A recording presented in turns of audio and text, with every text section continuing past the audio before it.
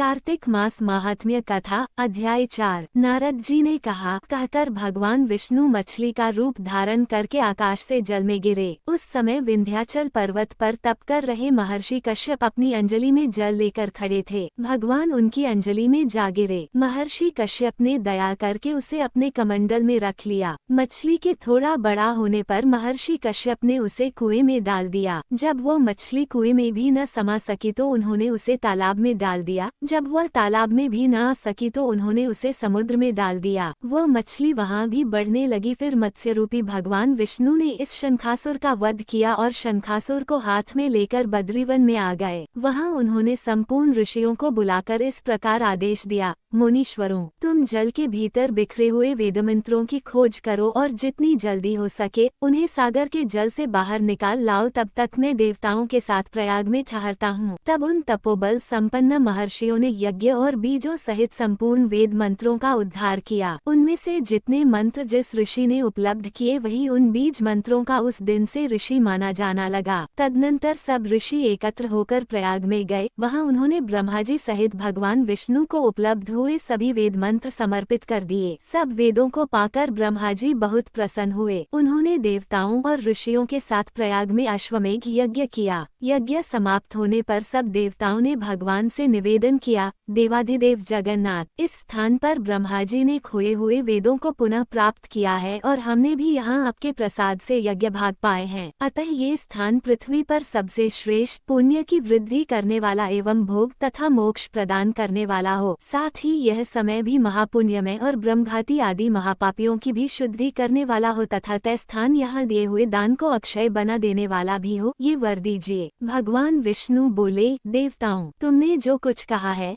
वो मुझे स्वीकार है। तुम्हारी इच्छा पूर्ण हो। आज से यह स्थान ब्रह्म क्षेत्र के नाम से प्रसिद्ध होगा। सूर्यवंश में उत्पन्न राजा भागीरथ यहाँ गंगा को ले आएंगे और वह यहाँ सूर्य कन्या यमुना से मिलेगी। ब्रह्मा जी और तुम सब देवता मेरे साथ यहाँ निवास करो। आज से ये तीर्थ तीर्थराज के नाम से विख्यात होगा। तीर्थराज के दर्शन से तत्काल सब पाप नष्ट हो जाएंगे। जब सूर्य मकर राशि में स्थित होगे उस समय यहाँ स्नान करने वाले मनुष्यों के सब पापों का ये तीर्थ नाश करेगा। ये काल भी मनुष्यों के लिए सदा महान पुण्य फल देने वाला होगा। माघ में सूर्य के मकर राशि में स्थित होने पर यहाँ स्नान करने से सालोक्य आदि फल प्राप्त होंगे। देवाधिदेव भगवान विष्णु देवताओं से कहकर ब्रह्मा जी के साथ वहीं अंतर्धान हो गए। तत्पश्चात इंद्रादि देवता भी अपने अंश से प्रयाग में रहते हुए वहाँ से अंतर्धान हो गए। जो मनुष्य कार्तिक में तुलसी जी की जड़ के समीप श्रीहरि का पूजन करता है वह इस लोक में संपूर्ण भोगों का उपभोग करके अंत में वैकुंठ धाम को जाता है।